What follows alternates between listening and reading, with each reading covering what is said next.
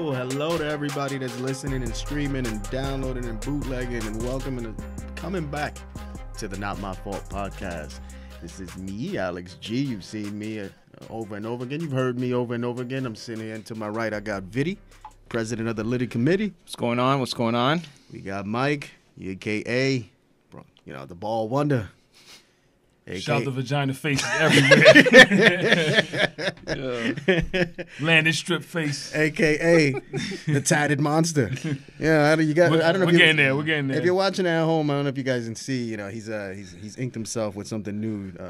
What's that on the arm, man? I pretty much got a silhouette of myself and my kids. I got 4 kids, if you didn't know, and it's a silhouette, and then there's a shadow off the silhouette, and inside the shadow is their names. Yeah, it's actually a dope piece, man. Yeah, appreciate it. Man. And then at the same time, it says something I said I would never do. I got a female's name, but I got my wife's name with an infinity ring around it, so that was pretty dope too. So yeah, real nice. Congratulations, man. So now I got 3 tattoos. Cool. Eventually, hopefully, I'm looking to make it a sleeve. So yeah. How are you gonna make it a sleeve? Well, I mean, I'm starting off with these now, and then I'm gonna get different pieces, and then off of that, you start filling in the blanks. Like the tattoo artist, when I just did these, like we already talked about it. So like the next thing is probably I gotta find a good picture, whatever. I'm looking for. I gotta actually look through go to my mom's house and look through a picture book. And I want to find a picture of her and probably put it on there. Should probably put like "Not My Fault" in there somewhere. Something like in there. Just put the NMF in it and like my face. I'm gonna give that a resounding no. No vagina face on your arm. No vagina face. No Brazilian wax strip face. That's horrible, man. That's horrible. That's horrible, man. The fans don't like that, man. We gotta have NMF on there and like my face. I'll take the glasses off. I'll do that, you know. I'm like the godfather of like all of them kids on their arm there anyway. Pretty much, yeah. That's how it works here. But yeah, thank you again for joining us, coming through. We were off for what was it, a week? 2 weeks? Took a little break. 2 weeks. We needed a break. I went down to Orlando, hung out with some fam. My girlfriend's family down in Orlando. It was actually a lot of fun down there. The weather's nice. Orlando. The big one, you met your girl's father. Yeah, met her dad. It's huge. Met her dad, yeah. Huge. He did not giving me her hand. He was like, I ain't giving my daughter away. Wow, seriously? Honestly, I already like him. I like him. I want to meet him now. Yeah, he shut me down, man. He shut me down. That would also been awkward. No, it was just, one of them laughter. Like, yeah, I'm going to marry her anyway. No, but, you know what I mean? But, no, we had a good time down there. Met the family and all that stuff. We didn't do the Disney stuff like I wanted to, but Disney's crazy. Talking about that on the way here, man. Disney's crazy. It's like $200 per person. Person. We're going in the end of June. Like I'm gonna actually drive down there. Yeah. I think Saturday, June 16th, and at least one day when I'm down there, because my mother-in-law, she lives in Port St. Lucie. Yeah. Which is 2 hours south of Orlando, but 2 hours north of Miami. So we plan on going to 2 hours north of Miami. So we plan on going to Miami and Orlando in June. But yeah, one day we'll be going to Disney World, and I think it's like about maybe, I don't know, like $150 they said per ticket, something. It's ridiculous. So it's $150. I think they have like a 3-park pass. They have 4 parks. They have 3 parks. It's all of them but Magic Kingdom. And then Magic Kingdom is on its own. It's like its own thing. And then you can do the 4-park, park jumper thingamajiggy. How much is Magic Kingdom? That's what we were thinking about doing. It's like $180. It's crazy per person. And I'm like, that's it's like you got to sacrifice one of your children. Yeah, it's ridiculous. It's ridiculous. I might have to tell my kids, yo, you ain't make the cut. Yo, they do have Holy Land down there though. Holy Land. They got like a Christian resort or some shit, man. Yeah. It's just let me not make fun of it. Because I don't know how dope it could be or not, and if you're into that, you're into it. But I feel like you need something like that in your life, though. Nah, I ain't going. It's really close to. I drove by. It's like down the block from Disney. It's weird. It's literally its own. But I really want to go in and just see what the hell is going on. It's gotta be like Jesus walking through and like hanging out with you and stuff. But I can't get involved with that one. Yeah, hey, man, it is what it is, and to our listeners that are devout, much more power to you, family as well.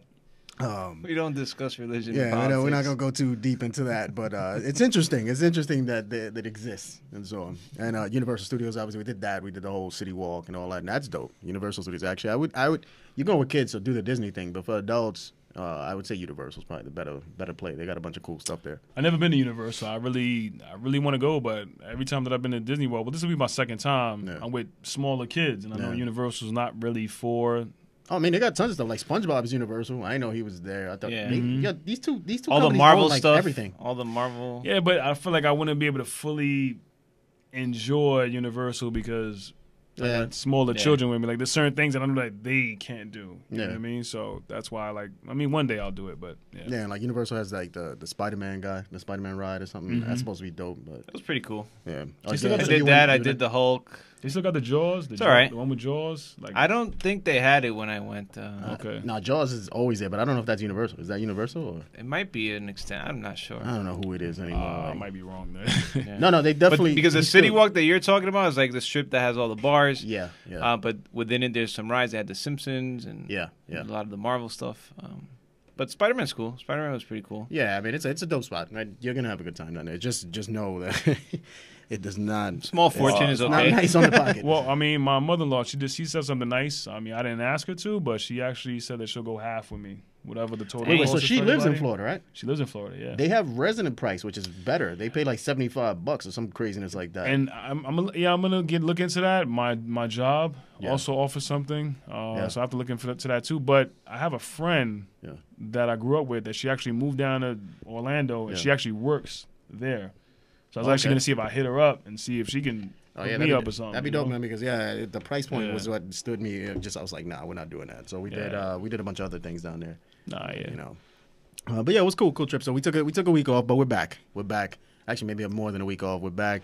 Lots of games, lots of all that stuff. But top of mind, man, we always got to dig into sports, dig into like the news, right? It's been crazy. There's a lot going on. It's been crazy this last week, but 2 weeks in general. Shout out Tristan Thompson. Yeah, you know what? We gotta develop like a we gotta do what is that shit? Breakfast Club, like Donkey Today type of thing. We gotta figure out something because Tristan, you definitely get that award, bro. Yeah, bro. He got smoked, and he got smoked from like a 4-month-old video too that came out of nowhere too. It's like they triple hit him with the trifecta. I saw something. Bro, hold up, not even. I was like October. October, yeah. It's like 6 months. Oh, wow, more than 6 months. Yeah. So I saw something on Twitter that was like, the devil ain't got nothing on Kris Jenner, yo. That she had to have set this whole shit up. Like this video was like over 4 months ago. Now it comes out the week that she's giving birth to the kid, and they already they're filming for the new season of like Keeping Up with the Kardashians. It's like, yo, nobody work harder than Kris Jenner. The devil don't even work harder than Kris Jenner. I'm like, damn, it's true. That Hollywood shit, man. Right? I seen something with OJ too, because you know they always say OJ is Chloe's dad. Like, they had like a meme with OJ and it said "Say no more" or something like that. A knife or some he was holding a knife. It was like crazy or whatever. But Tristan, I mean, I don't know if anybody's seen it. I mean, you got to watch the first TMZ video of like him with the 3 females anyway. If you're checking on YouTube, you'll see this here on YouTube. And it's just, to me, I was dying laughing because it's just his reaction to like them touching him, and it's just like, wow. Like it's almost like you could tell he was thinking to himself like, damn, I shouldn't be doing this right now, but fuck it. Yeah, brutal, just brutal. And then TMZ, you know, they love the dun-dun-dun. So when TMZ recording, right? You hear that thing on that? That's for the drama. You in trouble, B. For real. You hear that TMZ, you are in trouble.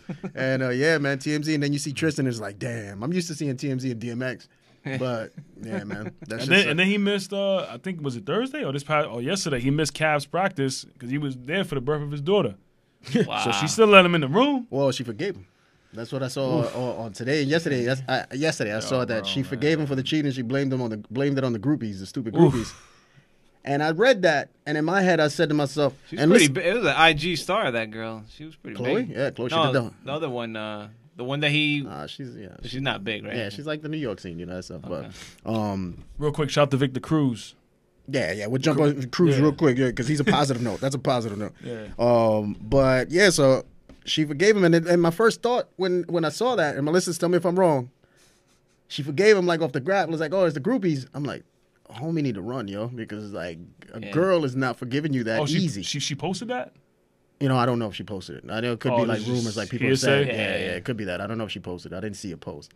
But I don't want to hear her say it because a pregnant woman, I mean, that's That's like a force of nature, man. Like that's just. I'm saying she just gave birth and she's like, I forgive you. Yeah, right. Nah, bro. I doubt that. Like, man. Last thing you want to do is cheat He's on done. a pregnant woman. Yeah. Oof. And I'm multiple times too, multiple females. Wow. Either that, or it's like yeah, payback. he did this, Either that, but- or it's like payback. Like you don't know how that shit goes. Are we really that surprised though? He did this before to his previous he baby left mom. that chick for Chloe supposedly, right? But we ain't gonna turn this into TMZ. But yeah, you know, Tristan, donkey today. Actually, you know what? That's you, man. That's you. Down the toilet, baby. Down the toilet. And then you brought up Victor Cruz. Victor Cruz, man. I didn't even know Victor Cruz. I thought, he's been off and on with his baby moms. I think they got engaged like in 2014, and now I guess they split late last year. I was reading, and he's with Carucci. Yeah. Get out of here. Carucci Tran. Yeah, and they showed pictures of them in the pool. I think yesterday, with like kissing or whatever. Yep. I'm like, wow, that's a Yeah, good look, Vic. I'm happy for you. Yep. And Chris Brown is not happy. Team Breezy. Nah. Look, I go deep in my Team Breezy defense, which is probably wrong of me to be trying to defend this man, right? And I be trying to always ride with Team Breezy, but he went out like a bitch with this one, man. So he was all in the comments, with like the congrats and all that shit, and he's like goals and all that shit in the comments of the photo that was on IG. And then the nigga deactivated his IG. He's like, he went out that way. He's like, oh, Breezy, you still hung on Carucci? Still hung on him. Wow, man. But shout out to Victor. I feel like She kind of looks like that his previous girlfriend. Yeah, they said that he could tell he has a type because you look at his baby moms, She you don't look at look like her. Rihanna. No, they're similar. Victor Cruz is Victor Cruz. ex-girlfriend. Yeah, now that I think because- of Carucci, they kind of look the same. He has a type. It's like half black, half Asian or whatever. I didn't even know this. I'm hearing this for the first time through you guys. Vic, So. Vic's living his best life right now, man. So shout out to Vic. It seems like Chris Brown is like this is almost like the one that got away from him. I mean, Seems that way, 'cause Wasn't they're Rihanna the one that got away from him? I don't know, because they like him and with her, they're like off and on, and then when she's with some news that she's talking to somebody, it's like he gets upset. No, Like, he he's was jealous. on some dumb shit with Ree, and he was on that same nonsense with Ree. Then he met her, and then he fell over her. But I mean, But not the same love that he had for this girl. I am a defender of and a half of like not Breezy per se, like as the person, but like all that stuff, and even men bordering on like stupidity the way I defend, right? But he fucked up.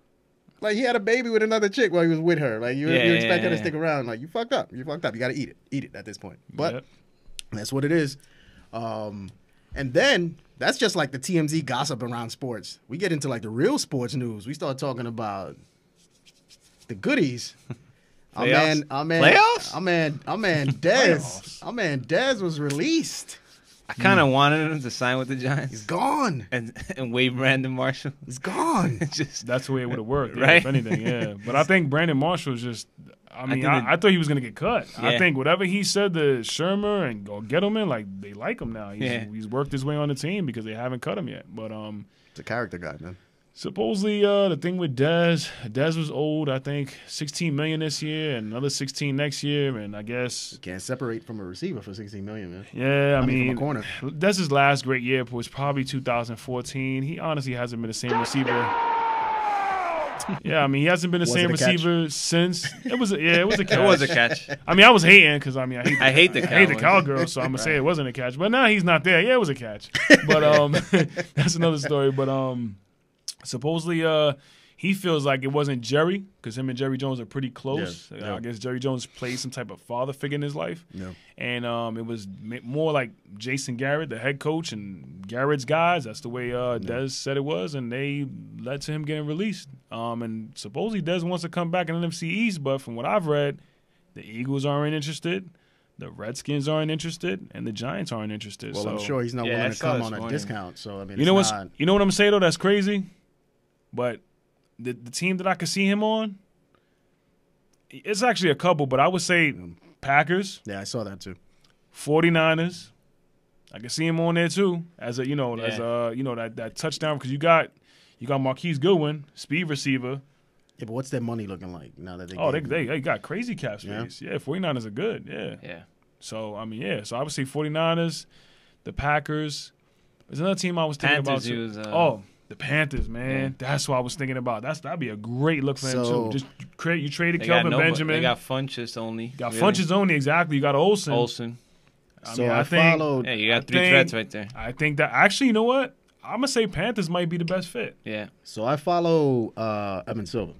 Most of us follow Evan Silva, right? Evan Silva's great. I'll say you guys put me on. I've been following him too. Silva, he's sharp. Yeah, interesting things. Yeah. And he put out there the Packers and the Panthers were the best picks out there that he sees. I really don't, and I replied, I was like, don't put that voodoo on Green Bay, man. I saw that. I saw just that. don't bring him there. I don't, as much as, he'd be a red zone threat along with Jimmy, and I guess Cobb. Yeah. I guess the idea would be we'd have to release Cobb to bring him in there to make it fit money-wise. But do you think anybody really keep Jordy? You think they're the same guy, and they would have kept Jordy. But do you think anybody's going to really have – I don't think anybody's going to have to break the bank for Dez. I don't think so either, but I mean, he's any type of deal. They already broke the bank on Adams, so they're not breaking the bank. Exactly, that's true. I mean, it's gonna be any kind of deal he gets is gonna be a 1-year deal, and it's gonna kind of be like, yo, prove yourself. He doesn't seem like the guy that's gonna maybe for like $6 million or something like that. He'll do like a 2 to 3 year, he don't seem like Dez to me. Doesn't seem like the guy that's gonna take over the slot and be okay with that. He doesn't seem like that. He seems like he's gonna be a guy that's gonna be a knucklehead in the locker room, a la Michael Bennett, and I don't want to deal with it. Yeah, I don't deal with it. It's just. Nah. He's good, though, man. 1 year maybe to rehab himself. There is that possibility, and somebody might luck out. I feel like Green Bay, we could do without Dez. Yeah. The Panthers need him. They ain't got nobody except, like to your point, Funches and Olsen. Mm-hmm. They need him. I see that. Yeah, the whole thing on him was that he can't separate, right? So get him to someone that'll just throw the ball, chuck it to him in a good spot, and that's why Rodgers and Cam were like, the top choices there, and plus they're pretty depleted. I mean, I don't know why they let go of Jordy, to be honest. I mean, the same sort of talk. He was at the money, and he's not getting the separation that Adams is, and they broke the bank for Adams. So, I mean, Jordy was putting up numbers regardless. He was doing his thing with Rodgers. Yeah. But so was Adams, right? Yeah. And then when Rodgers went down, you noticed how much of that equation was Rodgers or was it Jordy? That's what happened, right? Because then you see Adams was still performing. Yeah, he never really had the yards too much. I mean, in the last couple of seasons, but following Jordy, and not that I follow Jordy, but as a Packer fan, just seeing Jordy year in, season, game in, game out, a lot of what Jordy's game was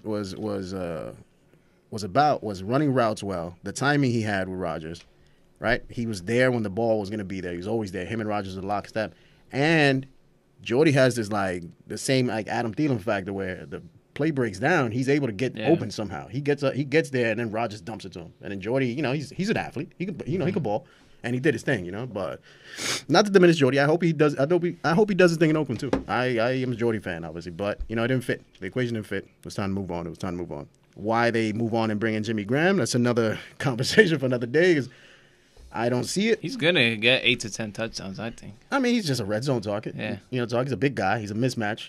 But the guy can't. That only helps my favorite wide receiver, Doug Baldwin. Yeah, Dougie B. He's back to that. He's gonna have a crazy year. Watch. Yeah, man. I always put him on. I always kind of promoting him, but I think this is gonna be his best fantasy year coming up. Well, he's a fantasy line. No red ball. Yeah, he's a fantasy line. He took the red zone threat out with Jimmy Graham, and now it's gonna be all him. I mean, they got nobody. Their defense is not good, so they're always gonna be, playing from behind. Or at least play, into shootout. So I think he's gonna have a monster year. This kid is gone too, right? Richardson. Yeah. Yeah, number 2, he's gone. What is he? They only have Lockett, I think. Or I think he did go to Washington. Yeah, Lockett is back. Yeah. And he can't. Was it last year he broke his leg or the year before? What? Who? Lockett. I think it was not last year, 2 years ago, probably. Okay. Yeah. So, it was like 2 years ago. So this might be the year that he's fully healed up and back from that. You know what I mean? So who knows what'll happen there. Then in further news, so. Hometown news here, our Knicks. These Knicks. Mike's got something to say. They never really. He's been active on Twitter left and right, man, with the Knick talk, but and Porzingis and all that. What was going on with that? I seen you get fired up today or yesterday. I think it's been the last couple of days. Well, it all goes together, right? His exit interview and everything. But long story short, the good news. We let go of fucking Kurt Rambis. Yeah, he had no reason to be there after Tuesday. He should have been gone a long time ago. We let go of Jeff Hornacek. I don't know. I'm not convinced it was a great move, but it was a move. I think it'll be a move into a better direction. Just now that the organization is probably on one page. But thoughts. I mean, I think honestly, well, let me say this first. I mean, I listened to Steve Mills and Scott Perry did a press conference on Thursday, and it was about 45 minutes. I listened to the whole press conference. I'm gonna honestly say I was kind of impressed. I like what they had to say. They want a modern NBA coach that understands analytics, that relates to today's players. They said a lot of good things. I mean, but at the same time, Dolan is always looming. So I mean, that kind of scares you. But going to that, as far as head coaches, with as far as Jeff Hornacek, from everything that I can gather, it just seems like he didn't have a handle on the locker room. But then you hear you've seen what happened with him and Noah. I mean, they banished Noah from the team because supposedly Noah went up to him, and it was a pretty heated. They had a heated exchange during the game because Noah felt like he should have played more minutes. It was particularly in the game where Enes Kanter didn't play, and then the next following day at practice, they got into it, and then they banished Noah for the rest of the season. And then you see guys like Tim Hardaway who said that they love him, that he's a player's coach. So I mean, I don't know, but I can just go off of what Steve Mills and what Scott Perry said, what they're looking for, and when they say they're looking for those things, it seems like maybe Jeff he's not the X's and O's guy that they wanted. He's not maybe not an analytical guy. He said he needed a new voice, so it seems like he had some kind of disconnect within the locker room. And then as far as who I like to see personally, I'm gonna say either Fizdale or Stackhouse. I mean, that's fit with Fizdale for me being my number one choice. I mean, you've heard a lot of names. You've heard Van Gundy. I have my doubts. I really don't think he wants to leave calling games. Yeah. I've heard Doc Rivers. No. Doc arguably probably just had his best coaching season because he almost made the playoffs with the Clippers in a stacked Western Conference with a lot of not like a lot of popular or all-star players. So I mean, kudos to him for that. But I mean, I'm not even going to talk about him anyway because he's still in the contract. And then who else have you heard? Mark Jackson. I mean.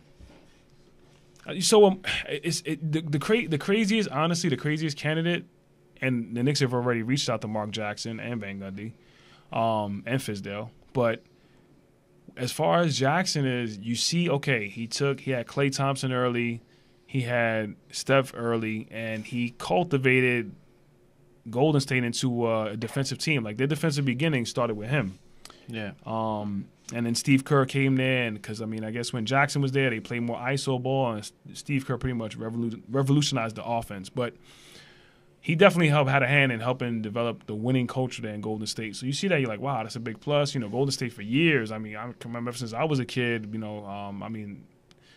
before even anyone here was even born in the 1970s, prior to him getting there was probably the last time they were really, really good. I mean, they had their little runs in, early 90s with Mitch Richmond and Tim Hardaway Sr., but, they were definitely, Chris Mullin. But, obviously when he got there, he brought some, I guess some good, where you could see the team was going in the right direction, basically. So he has that for him. But then this is Mark Jackson. In Golden State. Yeah, but then you see the crazy stuff about how he brought his church in when because Steph had a lot of ankle injuries early in his career, and supposedly there's a story where he brings his congregation in and they put some oil on Steph's ankle and they prayed for his ankle, and Steph was like, "Yo, I didn't know what to do," so he supposedly hopped around on his messed up ankle to appease them. Like it's just a weird, what the hell? Yeah, it's a weird, crazy story. And then he also he walks around with his Bible, and supposedly he was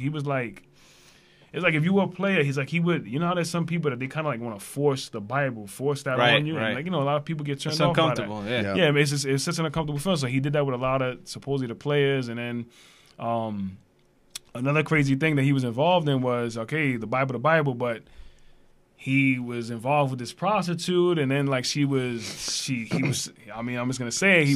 sending her dick pics, and she wanted to blackmail him. Yeah. The dick pic. Yeah, so she wanted to blackmail him, and then he had to go to the FBI over it. Like it was a crazy situation. So He might not do well in New York. So here's a breakdown. Here's a breakdown of like the rumored things that he did in Golden State and why I was on the Mark Jackson train too, and then I read into more of what happened in Golden State, and I said you're starting to come off that train. And I was like, say the you know least. what? Maybe he's good on just TV. Let's just keep him there. And shout out to Mark. And maybe I know what you're about. It's a good balance with Van Gundy. I know what you're about to read. I don't really think people realize this. Let's just go down this list here, right? So he staged the coup of John Stockton while he was on the Jazz, causing Stockton to retire. Wow. That's a thing. The greatest point guard in Jazz history, mind you. But cheated on his wife with a stripper, then got blackmailed by the prostitute and some other guy, while at the same time being a born-again pastor. Wow. Rough. He bristled at Mike Malone being an assistant coach under him. Ownership and Golden State wanted him to be the associate head coach, like Gentry was with Kerr. But then Jackson found out and he said, nah, no way. Didn't let his assistant coaches do interviews with press because he thought they were gunning for his job. He pushed Malone out because Jackson thought Malone was gunning for his job. Ran ISO all the time. You know? Yeah, we talked about Shout out to Melo and the ISO ball. Right? Installed a us versus them, where them was the entire front office. He could tell the players at the front office that didn't want them to win so that Mark Jackson would look bad. That's what he told the players. He banned Jerry West and Jim Barrett, along with everyone else from practice, so they couldn't hear the crazy shit he was saying to the team. He told the team that Ezeli was rooting for them to lose so that Ezeli would look better when he was injured. This culminated in Ezeli crying, saying that there was no way he would do this when he was confronted by the team. This dude's horrible. Crazy, right? Told the team that Harrison Barnes was possessed by a demon, which is why I heard about that one. Which is why he regressed, right? Darren. You think that's real? That can't be real, yo. Hey, man. How you gonna tell somebody? Where there's smoke, there's a fire, man. And this is coming out from a bunch of different sources. You know what I mean? How you gonna tell someone they're possessed by a demon? He's a noted homophobe, including the I'll pray for him when Jason Collins came out. I remember that. That was crazy. He said that? Yeah, man. Yeah. See, he'd say, like, yo, like, he's like, nah, I'm not allowing that in my locker room. He's like, I'll pray for him and his family. So Darren Ehrman was the assistant that was responsible for the defense when Mike Malone left. Was recording Mark Jackson when he said all this shit about Harrison Barnes and the Ezeli thing, and he got caught. This guy still on fired. TV? Well, he got caught and he got fired. Like, Jackson fired him for that. Didn't want to hire good assistants down there, so he hired a bunch of yes men like Pete Myers, Lindsey Hunter, who backstabbed Alvin Gentry in Phoenix to get the head job. All the coaching staff were aligning themselves with star players. They didn't develop anybody. All they wanted to do was with their stars down there. Didn't get along with the front office and marketing and so on. Okay. And he was never prepared. He had in that playoffs with the Clippers series that he only needed a couple hours to prepare when Doc Rivers was doing like week-long devising schemes and so on for them. And he's just on the cusp type of coach. So that's just a slight list of things that happened in his tenure down there in Golden State. And then you read all that, and then on the flip side, like I read an article earlier today where Jeff Van Gundy was endorsing Mark Jackson for the job. I've heard Tracy McGrady endorse him for the job. I've heard Jalen Rose endorse him for the job. I've heard who else? Jared Jack. I mean, they were interviewing him too. He played for Mark while he was in Golden State, and he said, "Yeah, he's a player's coach. Like he's relatable. Like he's like, I'm surprised he hasn't got another job." I mean, I don't know how relatable you are. You're telling somebody they got demons in them. That's why they suck. I don't know. I mean, what I mean, like, there's a lot of crazy stuff out there. Who really knows? Might be true because Harrison Barnes ain't blowing it up in Dallas, man. Maybe he could do. Maybe a baptism would do him good. So what's the deal with Stackhouse? Why is he getting such buzz? Well, he's been the G League coach for the Toronto Raptors, and they won the championship with him as a coach last year, and I think they made the championship this year. They lost, but you look at their bench. Supposedly he's had a hand. Like they have one of the best benches in the NBA, and supposedly he's had a hand in developing those players. So it just seems like he's the type of guy that's good at developing players. So, and I think I think that's one of the reasons why you see teams like Golden State, San Antonio, and like you see, like they usually have guys that come out of nowhere. I mean, look at this kid, Quinn Cook. Yeah. Quinn Cook used to play for Orlando. Never heard or thought anything about Quinn Cook. And Quinn Cook is like he's balling out in Golden State. Like what the hell happened? Like now they're about to sign him to like a multi-year contract. Wow. So they just know how to develop guys and I mean, that's and it's funny because Steve Mills mentioned at a press conference too that he talked to Bob Myers, who is the GM of the Warriors, and talked about what to look for in today's NBA coach. And that's when they talked about the analytics, how to relate to today's players, and and things of that nature. So, and then it's funny because then Fizdale, who said he's going to interview with the Knicks, I think next week for the head coaching job, he actually was at the Golden State practice yesterday. Like Fizdale, man. Yeah, I mean that's my number one guy right now. So I mean, we'll see where it goes because supposedly Phoenix is very interested in him, and I believe Charlotte as well. So and the thing with Phoenix has what's his kid's name again? James Jones, who was like on all those LeBron teams in Cleveland. He never would play, but he was like a 3-point shooter in Miami. Yeah. He's practice squad MVP. Yeah, exactly. Yeah, so he's like in charge of developing the developmental department in terms of players. Yep. So supposedly he's been talking to Fizdale, so they got like the inside track, so to speak. So, all right, man. I am fingers crossed Fizdale ends up being the guy. Whoever the next guy is, I'm actually feeling confident that Perry's going to pick somebody who's going to be all right. It is weird, like what happened with him in Memphis. I mean, he took them to the playoffs his first year there, and then in year 2, this past year, he got fired after 19 games. He got into something with Marc Gasol. So I didn't want to throw too much dirt out there on Fizz. I don't know what happened. We don't know. All I'm gonna say is, hopefully, whatever it was, I guess he learned from it. So the rumor was the wife, right? The rumors of the wife, right? It was. There really was a rumor. It's like the wife and all like Gasol and all this craziness. Oh, he messed with Gasol's wife? Yeah, but I don't believe it. I don't believe it. Gasol's a douche. Didn't we say that Gasol the last is a time? douche. Gasol, you know what? Let's not call a man a douche because one day we might need Gasol and just give us a drop or something like that. But no, right. We're never gonna. You're a douche, Gasol. Yeah. But so Gasol. We gonna talk playoffs or what? Yeah. So I mean, hopefully Fizdale, fingers crossed, is the hire. But I'm confident that Perry. I don't know why, but I'm really optimistic about what Perry's doing. Because I'm not happy about Mills. We have the article up on the website. Mike, shout out to that. That article, it was a great piece. You made me hate Steve Mills more than I. What's questioning? He's the guy that's been here. There's always been one constant. And and a lot of Steve people Mills don't has been here, realize it. man. He's always been here. He's been here. You know what I mean? Good, bad, ugly. Well, all ugly. Yeah. His tenure is all ugly, and he's been here for every single change. The Knicks. But how involved? I feel like. Is he that involved? Up until now, he has never been like president and been that involved. He's always been kind of like behind the scenes. Now you're seeing Mills. So maybe now he needs to put up and shut up. Put up or shut up type of thing.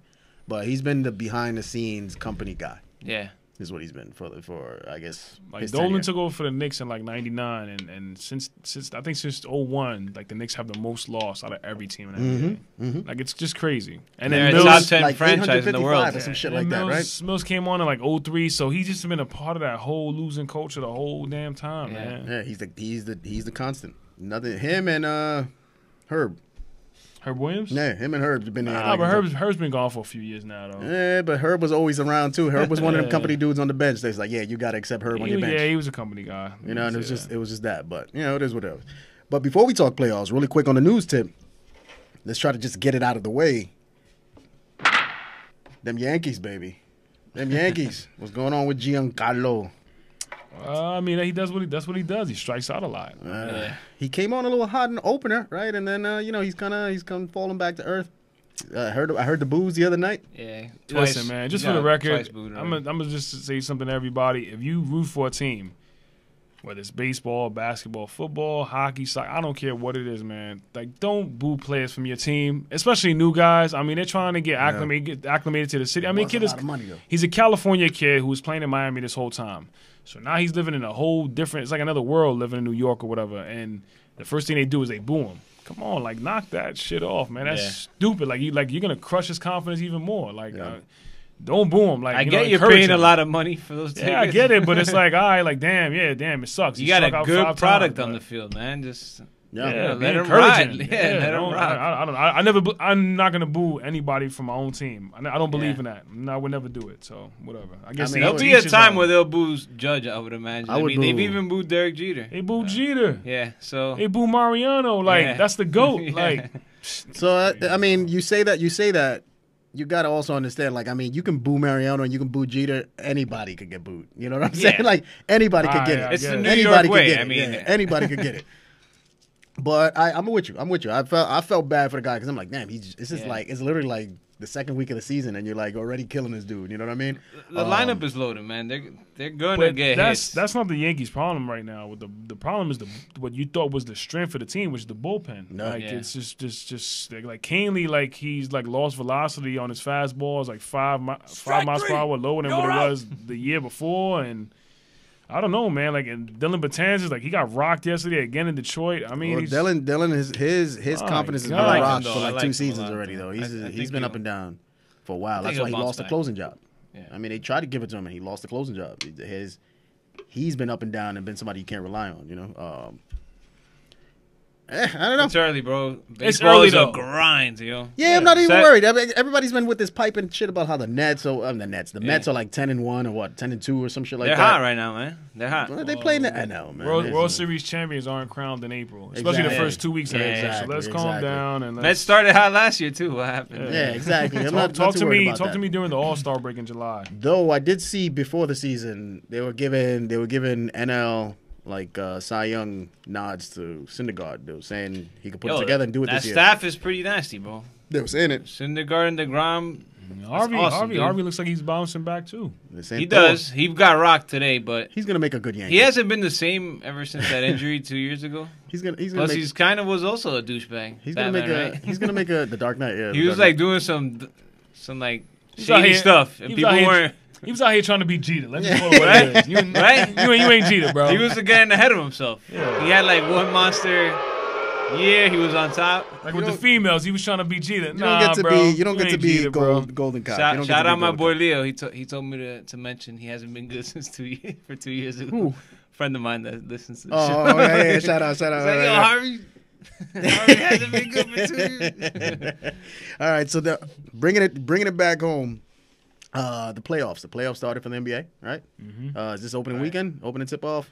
Yeah. What? As we speak, the 3 favorites won today already. So, Raptors, Golden State, and Philly just crushed Miami. So, we got Portland and New Orleans about to rock. They're already up about 6, and they're the favorite Portland. So, we'll see, man. I kind of like Philly out of all those teams from today. Yeah. And Cleveland on tomorrow's slate. I mean, like you're rooting for Philly or whatever?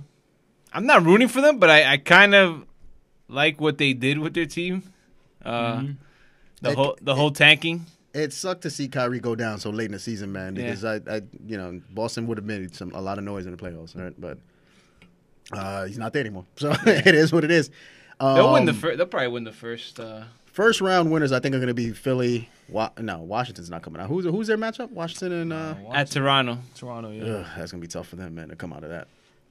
There's something going on with John Wall and that team over there. They're saying that he's not really a team player. That Quartet has been speaking out, and maybe he'll get traded in the offseason. Well, him and he Beal, got this crazy deal, and him and Beal have never ever since been, that deal, like nobody really is feeling him. He's like all about himself, very selfish. Him and Beal have never been on the same page. Yeah, never. Beal came into the situation when it was already Wall's team, right? Yeah. So I think they've always kind of butted heads that way. And didn't Beal get paid too, though? Yeah. And I thought that team was gonna be like a top tier team for the East for the, you look for the on next paper, few they years. should be. Killer Oubre is good. Gortat. They got Porter's Beal. stepping Porter. up. Yep. But yeah, I don't know. I think they're gonna get washed by. Even though I'm kind of starting to get on that wave where I don't believe in Toronto either, and maybe they will get out of this first round.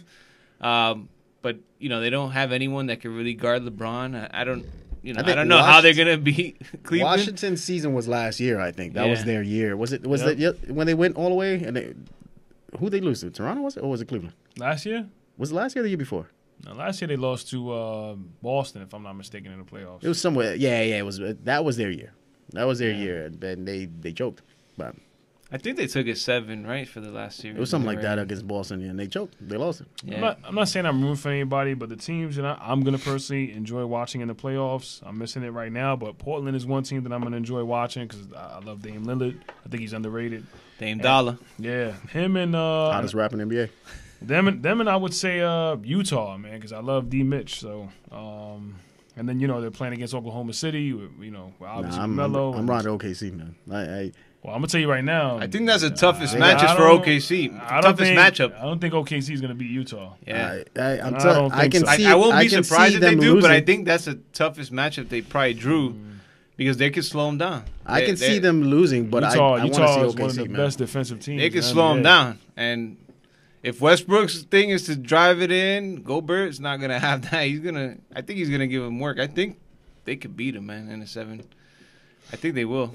And Mitchell, this will be Mitchell's real test. Like, okay, he's had a few like national or like nationally televised games where man, this kid could ball. Yeah, but we'll see. He's gonna have to ball up against Russ, man. He's gonna have to, whatever. But no, I'm saying like I ride with OKC, not like they're gonna win it all. This is just like who I want to see perform well in the playoffs. But I'm with you guys. I feel like Utah can beat them.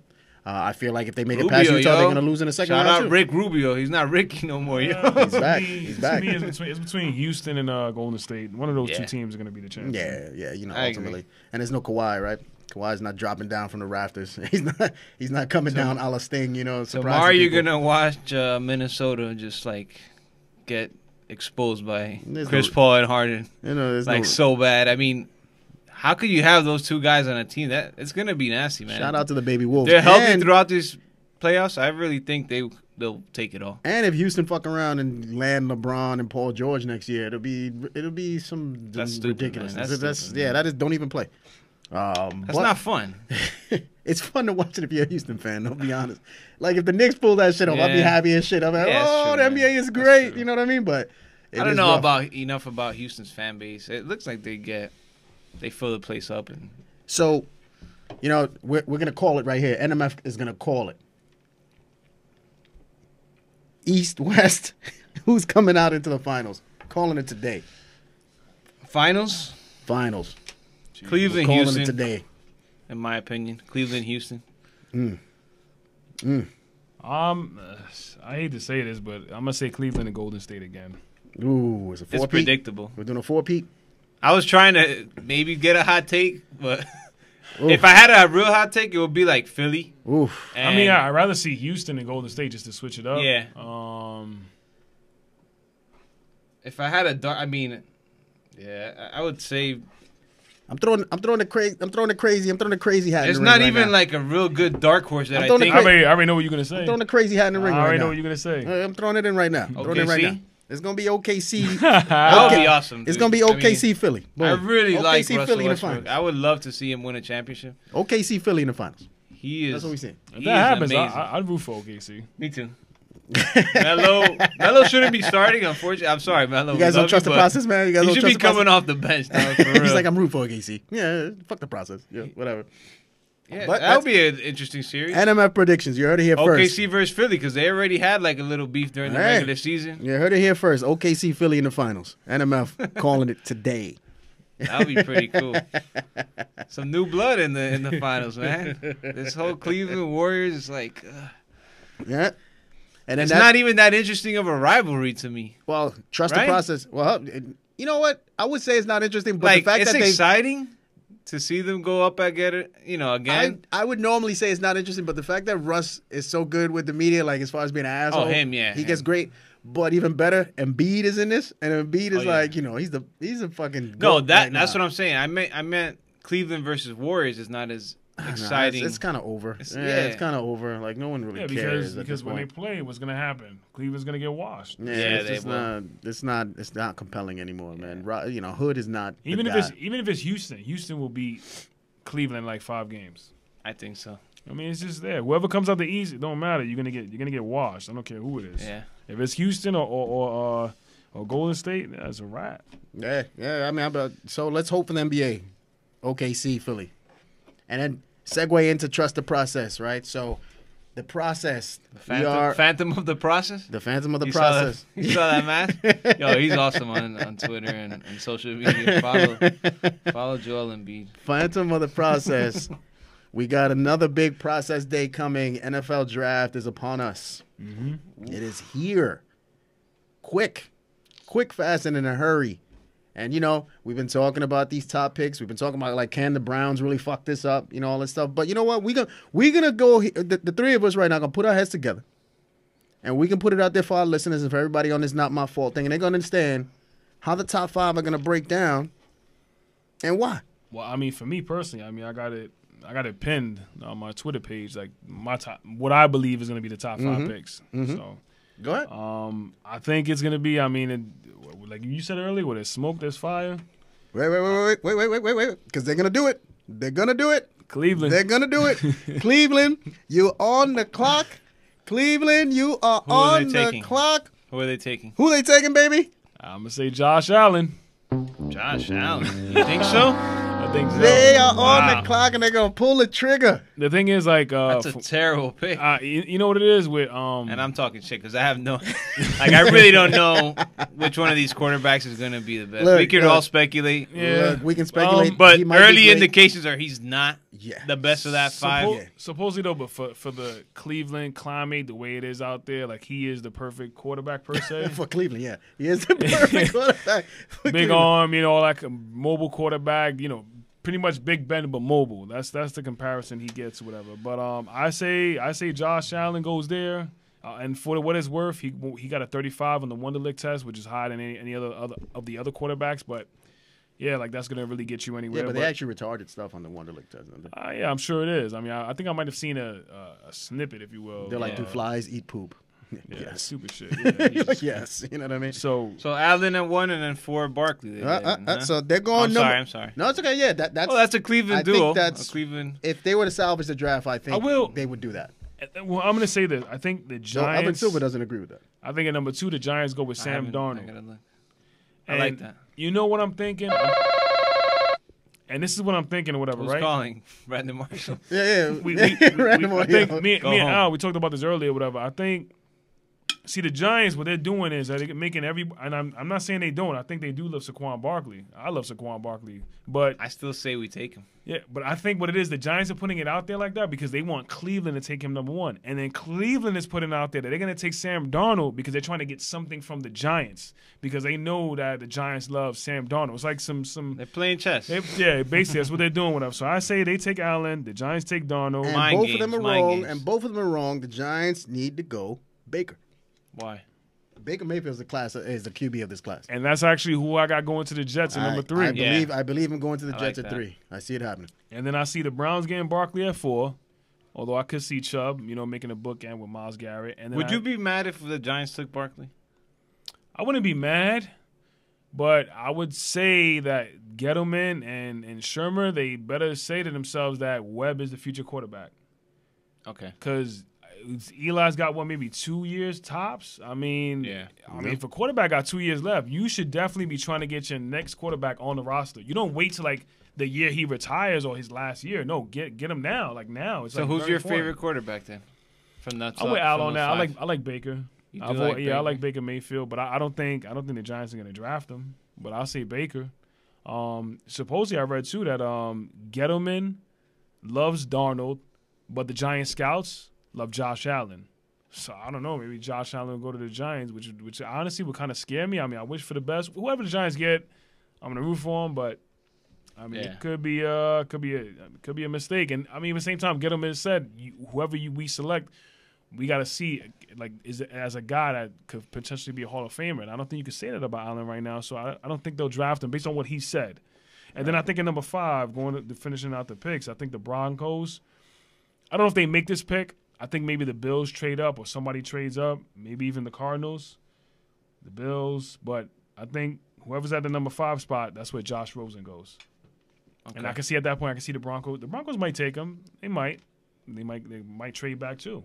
So that's a possibility as well. But I think those are my. So I got 4 quarterbacks in the top 5, and I got Saquon, going to the Browns at 4. Yeah, I mean I can't disagree with that. I feel I totally agree with you with number 1.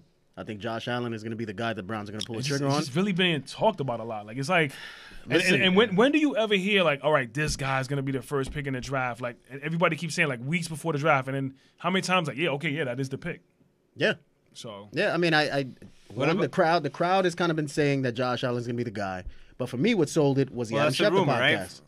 Right? that's a rumor, right, for Cleveland to take Josh Allen. Yeah, so the Adam Schefter podcast is what sold it for me. When he sat down with Hugh Jackson, and I just saw like Hugh Jackson with the giant smile talking about how strong his arm was, and you know how he could deliver the throws, and I could see his erection growing, like while it was going. It was just all in the camera, like. And what is Hugh supposedly? The quarterback whisperer. The quarterback whisperer. Supposedly. So, and he's in love. When?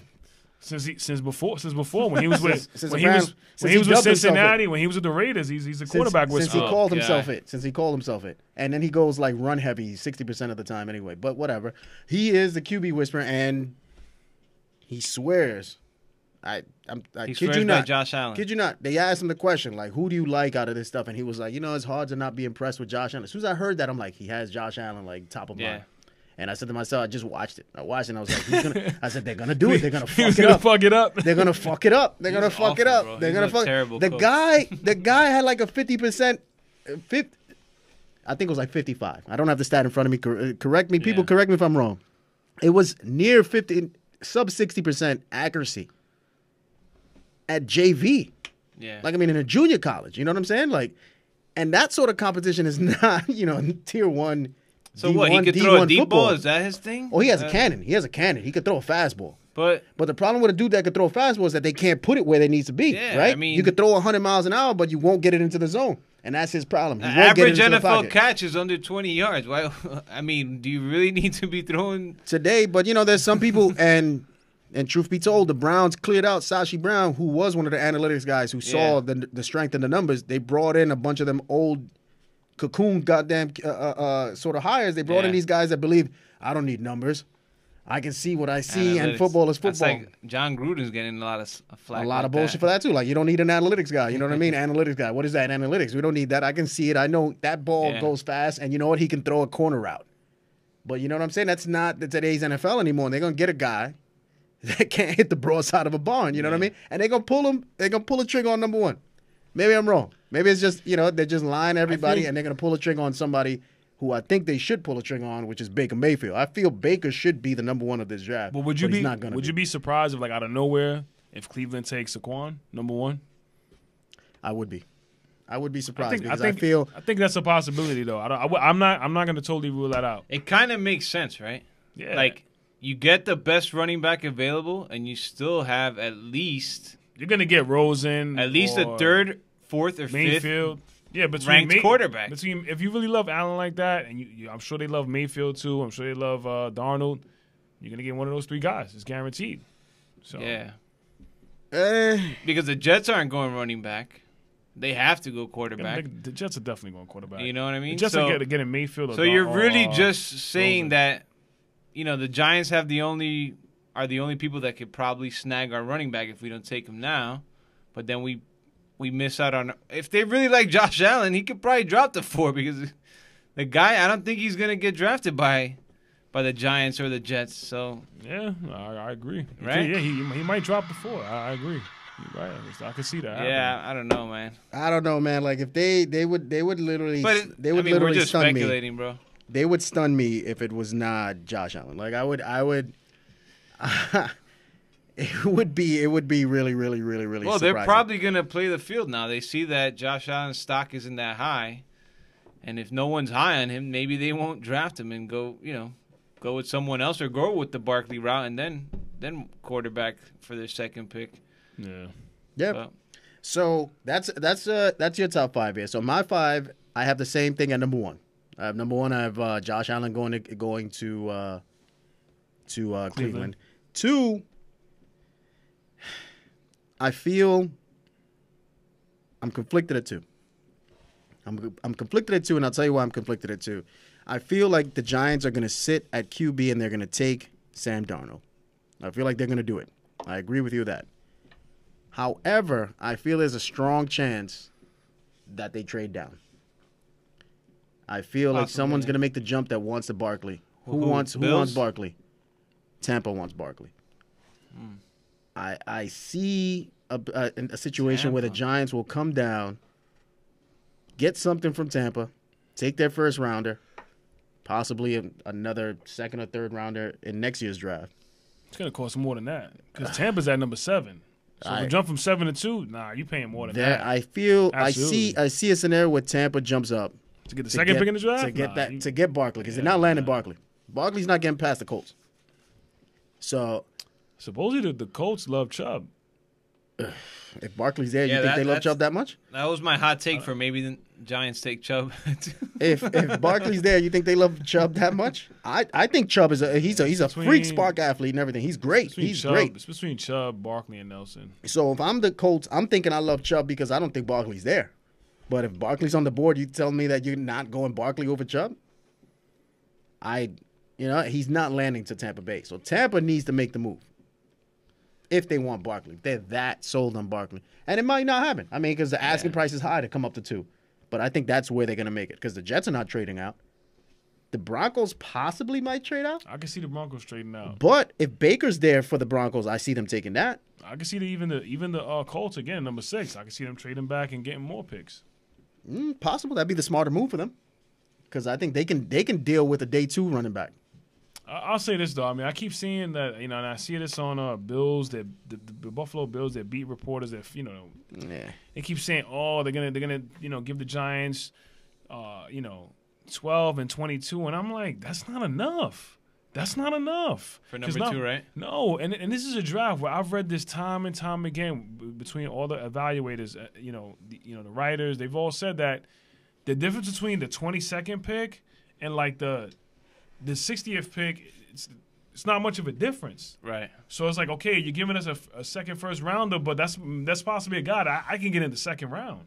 So, I mean, for me, that doesn't work. So you got me going back from 2 to 12. And to me, 12 that's kind of like the range where there's kind of like a drop-off in the draft where there's like, and I even read somebody even said this, there's about 17 players that he felt like these guys get first-round grades, and then after that, it drops off. So I was like, damn, the Giants, if you try back to 12, man, you're taking a big risk, man. I mean, sure. Supposedly like this kid, I think Marcus Davenport, he's an outside linebacker, edge rusher. The Giants been working on him. They like him, and that's what kind of leads and has people thinking they might trade back because they've done a lot of homework on him. Mm-hmm. But I'll say this, Gettleman, in all his time with the Panthers, he never traded back. So, I mean, yeah, Gettleman is not about that life, but I don't think it's the best move for the Giants, but I can see them, if they're not sold on Darnold, trying to get the most they can for that second round pick, and the price might be too high. The price might be too high, and they're going to sit there and take Darnold, and they'll be happy with it. I don't feel Barkley's happening. I would like Barkley. Barkley's like my favorite player. I would like for the Giants to get him, but because I know the quarterback position is so important in the NFL, I'll say take Darnold. Or take whatever quarterback. If it's Rosen, whoever they feel like is the best quarterback, take that guy. If you're not going to take a quarterback, do not trade back, and let's grab Barkley or even Quentin Nelson, who some people say that he's going to be the best offensive lineman in the NFL. So, I mean, I would do that. I wouldn't trade back because I don't feel like – I don't know. I just don't think that's going to benefit them the way it would, getting a second pick that could probably be, like they said, a Hall of Famer. That's where I'm at 2 with the Giants. They can probably move out of the second pick. If not, I'm in locks up with you there. 3, I think it's a lock. It's Baker Mayfield. I think if he's not off the board already, he's going to the Jets, and they'd be amazingly stupid to let him go. I am fully behind. I'm on the Baker Mayfield train. If you can't tell already, I'm there. You know what I'm saying? I feel he's the class of this draft. So basically, you're going to leave from being a Packer fan, now you're going to be a Jets fan. As a hometown. Oh, guy, here we go. See? No. Here we go. No. I'm gonna put it out there. I love my Green. It's always Green Bay first. I'm always gonna be Green Bay. Right. Now it's gonna be Jets green. But I'm gonna be dead ass. I've always enjoyed watching Jet game because I just like watching. Maybe it's because they're the underdog. I always like seeing the underdog or something like that. You talked a lot of shit about the Jets, though. I've never talked shit about the Jets. Outside of the fact the butt fumble and they just fuck themselves up over and over again. You know what I mean? Like it's not a Jet season without some sort of rest or some shit like that at the end of the offseason. But I mean, I like to see the Jets do well, and I actually.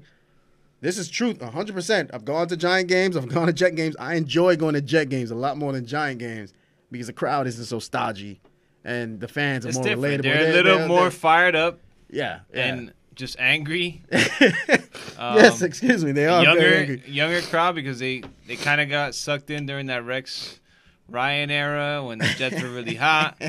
Younger generation. Shout out Mark Sanchez. And look, I'm not going to talk shit. My good friends are Jets season ticket holders, and they invite me to tailgates all the time. I never wear green, though. But I show up and chill because I love football.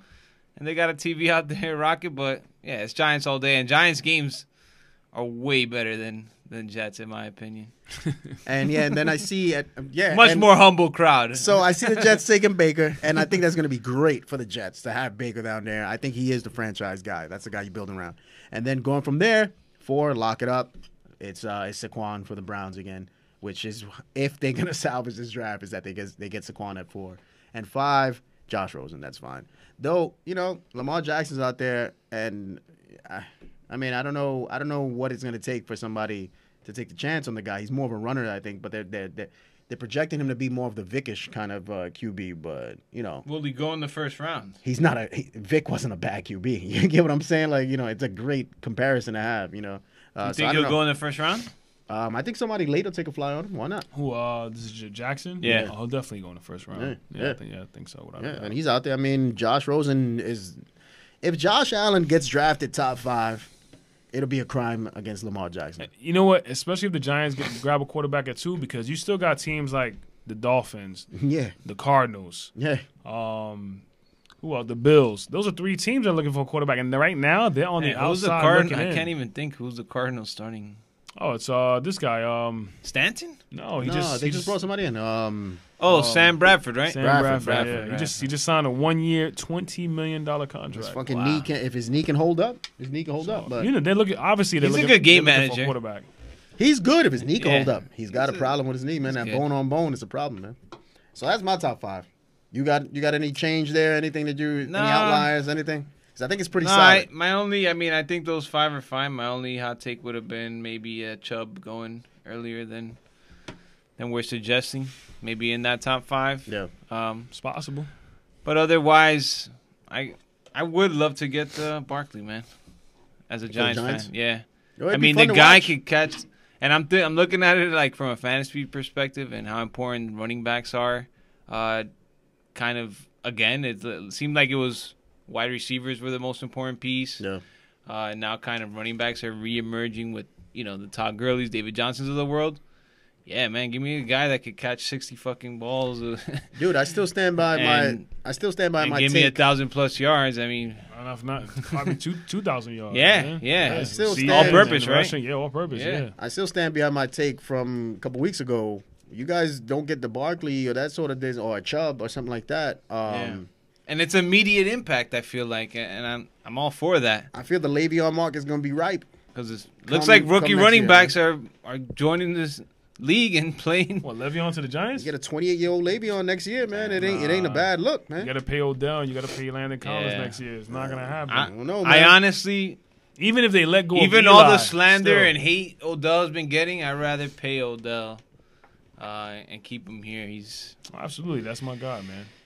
Guy's electric. He's awesome, dude. I mean, you could make a case and argument that he's the best wide receiver. Absolutely. He's top 3. You could. Yeah, you could. Yeah. You could. You can't say you could. You could. Yeah. How many receivers in the NFL could take a 5-yard slant around the 20 and take it to the house? It's not a lot. It's not a lot. No. So with that, we got our top 5s locked up. Who's your dark horse, day 1, under the radar? Draft-wise? Pass for me.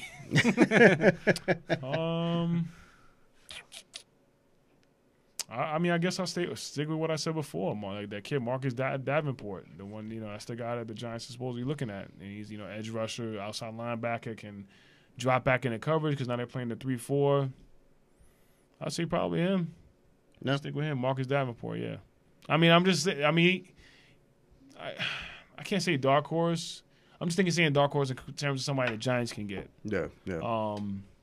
He's not really a dark horse per se because he's more than likely going to be a top 15 pick. So, but I'll just stick with that.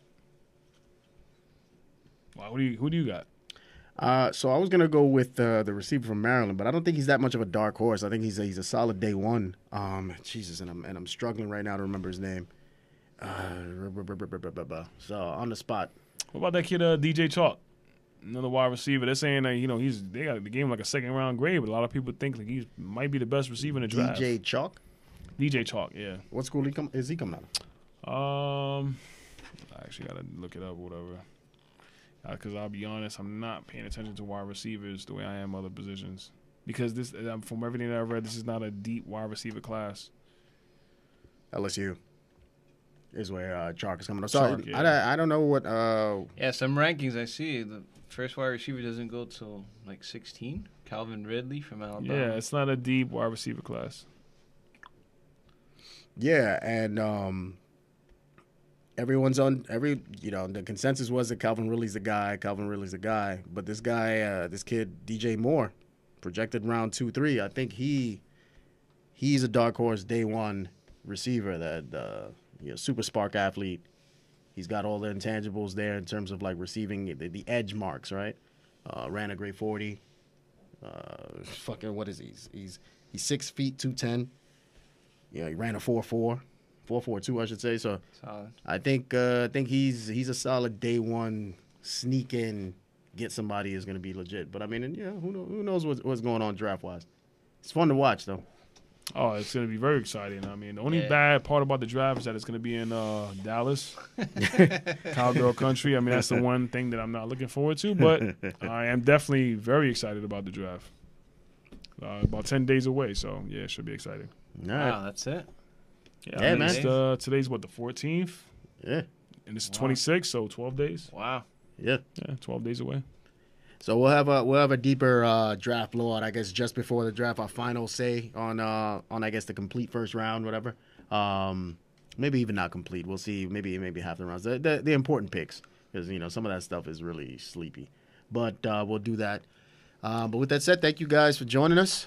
It's been another fun week, sports related. We got deep into that. Episode Mike, man, Mike, where can they find us, man? You can find me personally at Bronx Legend at Twitter. You can find yourself. VaginaFace.com.